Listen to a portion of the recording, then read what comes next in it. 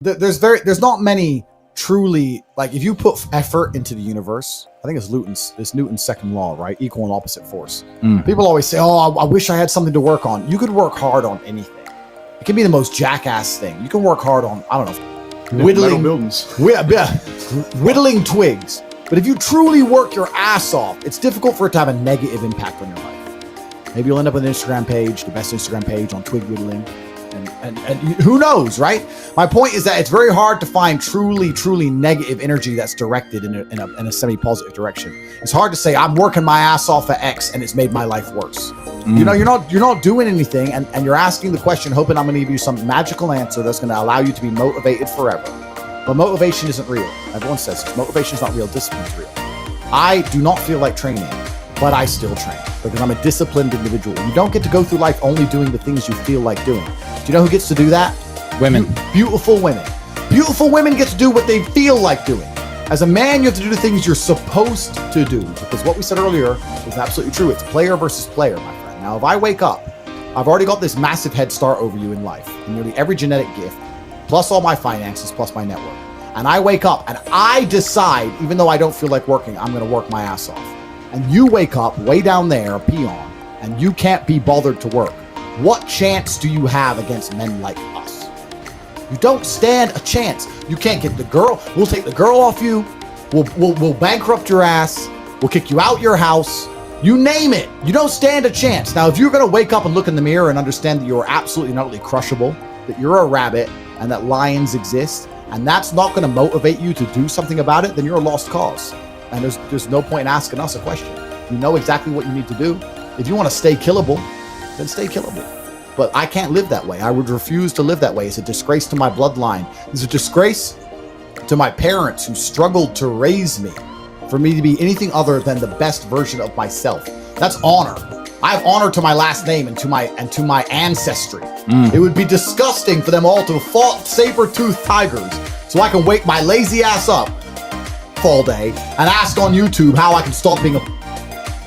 You understand where I'm coming from? Oh, 100%. So this is down to you, my friend. And listen, you may feel fired up for 10 minutes after this little talk, but you're not going to feel fired up forever. You need to put systems in place. You need to get discipline. And like Justin says, you need to get an atmosphere of people around you who are going to keep you accountable and not make it easy for you to continue to be a nobody. And then you're going to fix your life. Otherwise, you're going to stay a nobody. My team, it's not just about how we make money. It's also an entire mindset. I don't want to be the only scared one in the group. If me and my 6 closest friends are walking down the street and a couple guys came up to us with machetes, I know they wouldn't be afraid. So now I'm not afraid. Now no one's afraid. Now the guys with a machete should be afraid. That's right. It's like an army. It's like a gang, right? You have to have that mentality. So it's not just even about money. It's about your entire life you create. If you're a person, if you're a man and you're out here and you go, you know what? Who do I want to be? I want to be strong and rich and brave and respected. Then I need friends who are strong and rich and brave and respected. That's what you need to do. If you're going to say, oh, I want to be these things, but I hang around with this guy because we play FIFA together, then you can stay and that is your decision. Stay. I have no sympathy. I want to make this another thing clear that ends up on TikTok and everyone cries their eyes out. I don't give a solitary if you want to stay at the bottom of the societal totem pole. If I'm going to ignore how I feel day after day so I can perform, regardless of whether I'm sad, happy, pissed off, tired, if I'm going to get up and work anyway when I'm tired, how do you expect me to feel sorry for you because you didn't work when you were tired? If I don't care about my own emotions, I certainly don't give a solitary about yours. If you want to stay or stay one, good, it's fine. Stay. I have no sympathy for you. I don't care. What would you say the single thing was for you to go and grab life by the bollocks and go for it? Because something had to spark that.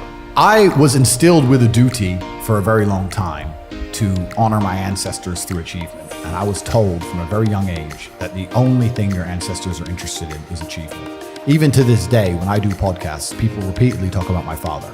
If I wasn't successful, he wouldn't be spoken about anymore. He died 9 years ago, and he was a good chess player, but no one's really that interested in chess. The reason he lives on is because I'm so monumentally successful that people are interested in my origin story, and he is mentioned.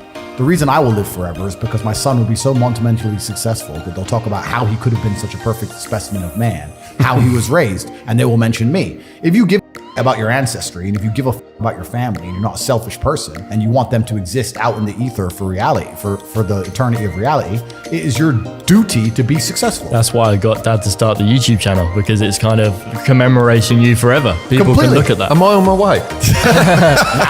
Not yet. 100 years left, bro. You've got loads of time left. But yeah, no, it's always there for people to look at, and it's like that version of my dad that I always saw, you know, and Completely. I wanted other people to experience that. Completely. So if you love your family and you love your last name and you're proud of yourself, then you have a duty to be massively, monumentally successful, to show homage to your ancestors. I find it amazing there are people out here today who are going to sit and say, oh, I'm sad, I'm too depressed, I don't want to work hard. Do you understand that only 200 years ago, there were peasants out working a field, starving, surviving the Black Death, surviving the plague, struggling to exist just to reproduce, so that 200 years later, you can be the end of their bloodline, for you to sit on your ass and do nothing. Like, your entire bloodline of your entire ancestry. You owe these people things. They went through hell for you to exist. You have a debt, you have a duty to pay. You have to be the best possible version of yourself. And the same to God. God loves people who try. God loves people who work hard. It's amazing if you try your very best all the time, what God will give you. He'll give it to you, anything you want, if you actually try. Not convincing yourself you try, actually try. They're different things. But yeah, I was instilled with this because from a young age, my dad said, you're a Tate. And Tates are the greatest people on the face of the planet. And there's gonna be a day I'm not here anymore, and they're gonna talk about me because of how fantastic you are. So go do your job. And I said, yes, sir. And here I am. And it's a similar thing to what you said, like every Tilbury has to do better than the last. He does, and you will. And that's how it should be. That's absolutely, because that's family legacy. You know, they went through the Middle Ages. I watched a video on this just recently, and the Middle Ages lasted, or the Dark Ages, for about 400 years. No one progressed. Nothing progressed. Yeah. They lived the worst, and I'm going to swear, the life for 400 years. And exactly as you say, just reproducing so that you can be on this planet at this time now. Completely. And that's got to be, you got to respect that. You got to respect it. I wouldn't want to have gone through it. Absolutely. And No Bugattis back then. unfortunately. And like you said about each Tilbury being better than the last, that's exactly the way to look at it. That's how life should be. You should have a duty to your ancestry. And my father taught that to me, and his taught it to him. And it's disappearing from society. It used to be like, I am Andrew, son of Emery. It was all about who you're son of. Yes, right? exactly. And it's all vanishing now. Yeah. But you have a legacy you can build. And I love the fact that when I was growing up, when my dad walked into a chess tournament, people were scared because his name was said, and they were fearful of his last name. And now people are fearful of the last name again because of me, and they will be again because of my son. And this is the beauty of life as a man. And one of the most terrifying but also gratifying things of life as a man is that we're all born relatively valueless. I don't think women are born that way. A woman, if she's born, especially if she's attractive, has an innate value. People just want her no matter what. But as a man, if you're not an important man, nobody gives a fuck about you, and they're never going to care. So you have to build yourself from the ground up, and that's scary for a lot of people, but it's also a massive opportunity. You can decide if you want to be a famous musician or a nice sensitive poet or a painter or a kickboxing world champion or a businessman. You get to decide on all the different characters in the video game. You can choose, who do I want to be? And then if you actually try, you can become it. Isn't that amazing? You can wake up and go, you know what? I want to be this kind of guy. I knew who I wanted to be. I want to be the dude pulling up in the Lambo, 3 a.m, gets out. Everyone's like, who is this big, strong, rich dude? I wanted to be that man, so I became him. And if you don't want that, if you want to go be a musician and play guitar and get a bunch of chicks and chill in Bali and smoke weed, whatever, go, you can choose your character and build it. I think the biggest problem is people don't want to choose. They don't know what they want to do.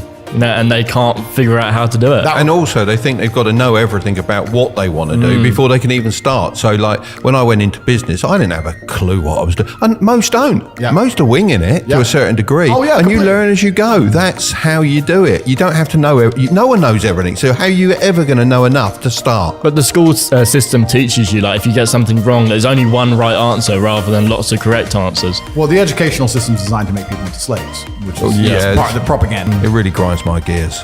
It's a massive waste of time. And so that's part of it. But you're right. And there's also some universal constants. Like, a lot of people don't have the ability to understand the compounding effect of doing the right thing time after time. Even if you start a new business and you don't know what to do.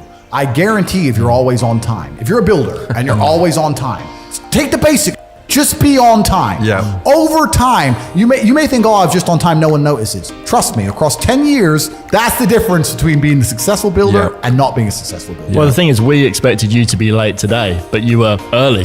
So it just shows, even when you reach that level of success, you still respect people's time, Completely. which is just brilliant. stick to the absolute basics and do the right thing and know what you're supposed to do. And this is why I have so little sympathy for people who go, oh, I'm trying to make it and I can't, because I think they're lying to me and they're lying to themselves. Early is on time is late, and late is unforgivable. Completely agree. Completely Finished. agree. Absolutely. And it's these basic things that even in the modern world, it's amazing how people are failing. So yeah, it's interesting, but it's a very fun commentary. And I read a lot of emails. I got a lot of emails and a lot of messages, and a lot of people like, bro, I'm trying my best. And my answer is simply, no, you're not. I really don't think they're trying their best. Maybe I come across and I seem non-sympathetic, but I'm from a council estate in Luton. I'm now a billionaire.